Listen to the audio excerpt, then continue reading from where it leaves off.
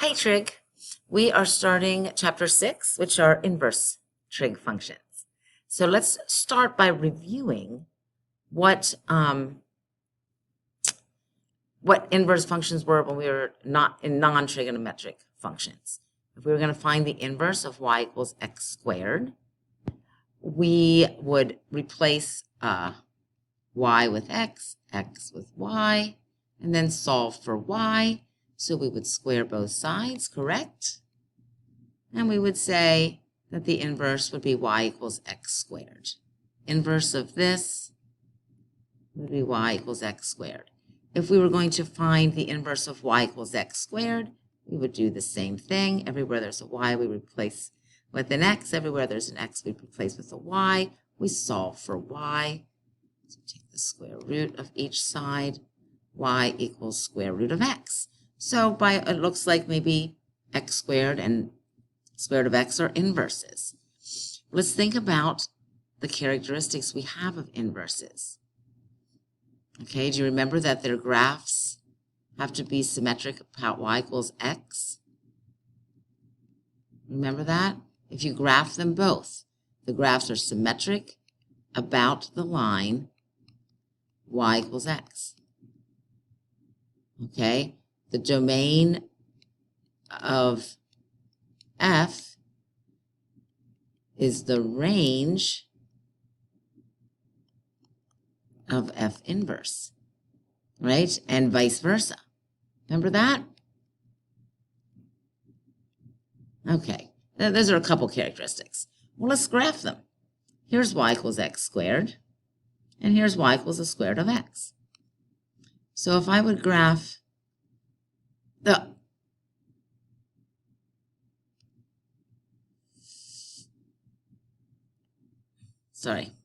if I would graph y equals x, I'm trying to go as best I can there. There's a graph y equals x. Is that symmetric? Where's the part that goes with this part? Right? The domain of y equals x squared is all reals. Is the range of the square root of x all reals? The range. Are the y coordinates going to be ever negative? Okay. The range of y equals x squared is 0 to infinity. Okay. So the domain, that looks right. The domain of this would be 0 to infinity, right? But the range, the domain of this is not the range of this. And you can see it, okay? What we end up having to do is restrict this. We say y equals x squared on the domain 0 to infinity. Not the domain negative infinity to infinity, but the domain 0 to infinity. Then the inverse of that is y equals square root of x. We're not counting this, okay? We restrict the domain, and now we can call them inverses. If you remember, a function has to be 1-to-1 in order to have an inverse. In other words, it had to pass the horizontal line test to have an inverse. If something is a function, that has to pass the vertical line test. To say if that function has an inverse or not, it has to pass the horizontal line test, which y equals x squared does not. So therefore, we knew, well, we can still find an inverse, but it will restrict the domain. Well, here we go. And now that's what this is, okay? It had to be 1-to-1. The inverse function of a 1-to-1 function is defined as this. All the y-x's, the domain and range would be switched then. So there we go. Y equals x squared when x is greater than 0, greater than or equal to 0, and y equals square root of x. Now it's a perfectly beautiful inverse functions. Well, think about the trig functions. Is sine 1-to-1? Does it pass the horizontal line test? No way. Cosine? No way. Tangent? No way. Secant, cosecant, they no. We need to restrict the domains of each so that we can have an inverse. I know on my calculator I have inverse sine. So there is an inverse to sine, but yet sine's not 1-to-1. We have to restrict their domains, and that's where you'll find this. If you want to see this neater, I know I have it in your notes, but everything that you need is on page 255 to 257, talking about each trig function and their inverse, okay? What we do is we restricted the domain of sine from -π/2 to π/2. Notice what I'm saying, the domain of sine, which then, of course, is the range of sine inverse, okay? The domain of sine inverse is -1-to-1, and the range is -π/2 to pi. In other words, what we did, guys, is we said, you know what?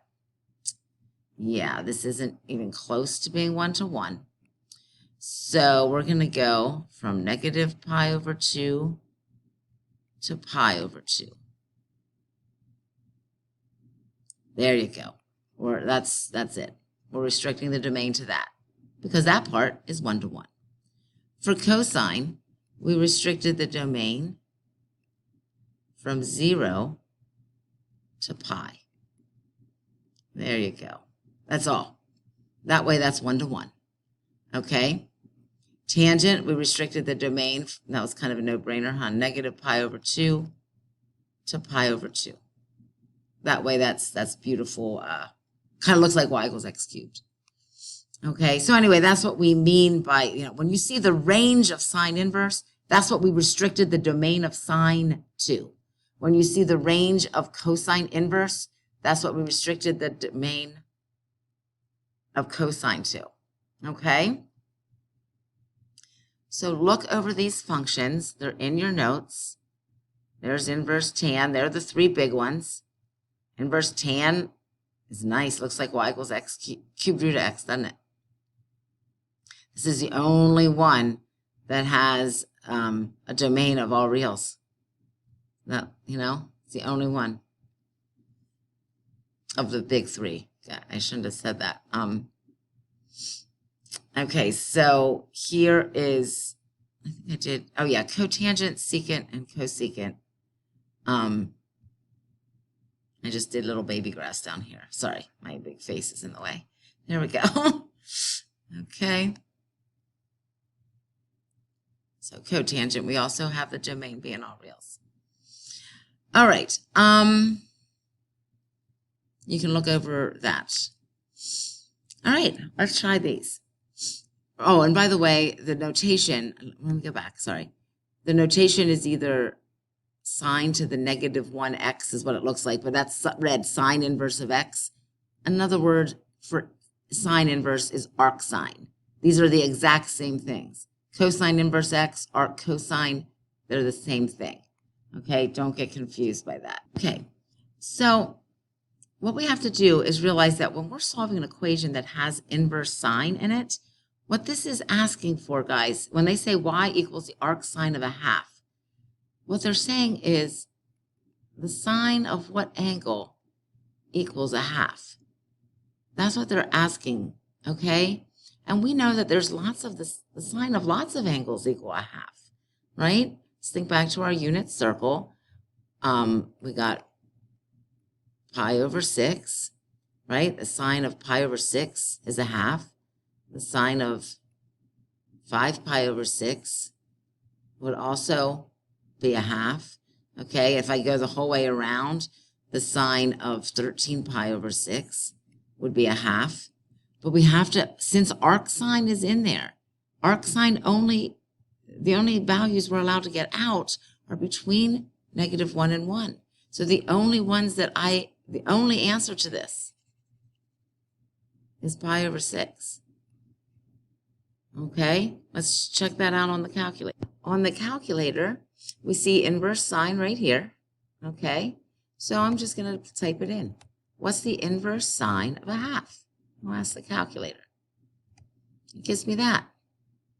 Well, I'm in radians, so I would have to realize that that's π/6. Okay, or sometimes when I do inverse trig, to tell you the truth, I like to change 2 degrees a little bit more familiar with that as far as with the, looking at that 0.52. Yeah, I wasn't sure there, but sine inverse of a half. I would still do sine inverse of a half, of course, and it would tell me that it's 30 degrees, and then I know, 30 degrees is pi over 6. It's just a little quicker for me.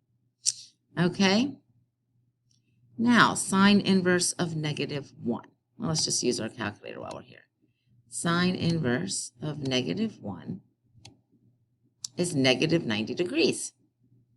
So that's what, negative pi over 2? Okay, so our calculator will give us these answers. What happens sometimes is people think to themselves, sine of what angle is -1?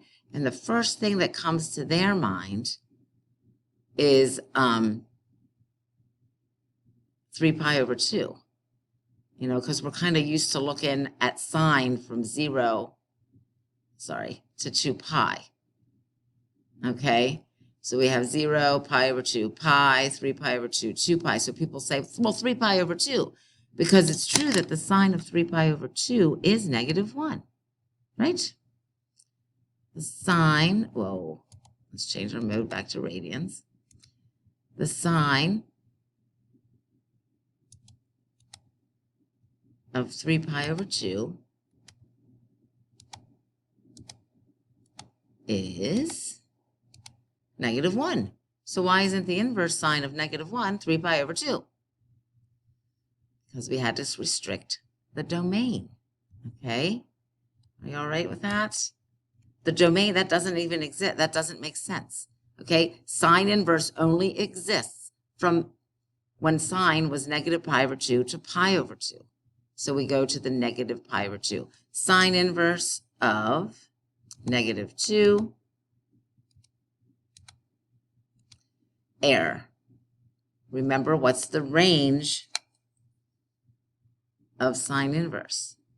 Or the domain, I'm sorry. The domain of sine inverse is -1 to 1. -2 is not in the domain. Okay? So, they give us this little caution too. In this example up here, it's tempting to give the values as 3 pi over 2. However, 3 pi over 2 is not in the range of the inverse sine function. Okay, so please be careful. These get very tricky. Okay, go ahead and try those on your own for a minute. Okay, hopefully check out these answers. See if you got these answers. Hopefully you use your calculator. What was it? Inverse, cos. Hopefully you got this. Okay, I'm in trouble with my calculator here.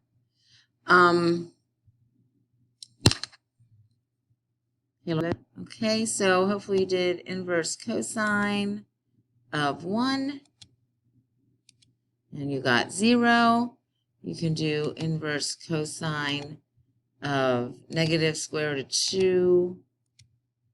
Make sure you end your parenthesis over 2.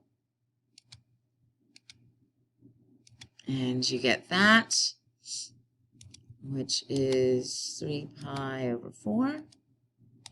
Okay, or, hopefully you would, you have some of this memorized from the unit circle, I hope. Now we're going to degree measure the tangent of what equals 145 degrees. But again, you can always go inverse tan of 1. Of course, I'm not in the right mode now. They asked for degrees, so we'll go back to degrees. So inverse tan of 1, or arctan of 1, is 45 degrees. Now, secant, I don't have an arcsecant. There is no secant inverse on the calculator. So looking at this, I'm saying the secant of what angle equals 2, which means the cosine of what angle equals a half. And then I'll do that. Inverse cos of what, a half? So you have to rewrite it. Then I'll get my 60 degrees. Okay, be careful with these guys. Alrighty. Okay, try these quickly. I'll put the answers up, and then we'll go on to the next video. Okay, so hopefully you got these answers. There's the work. You can pause it and look at it. Please notice this with cotan inverse. If x is less than 0, you have to add 180. And this, negative 1 over 0.3591 is less than 0. Okay?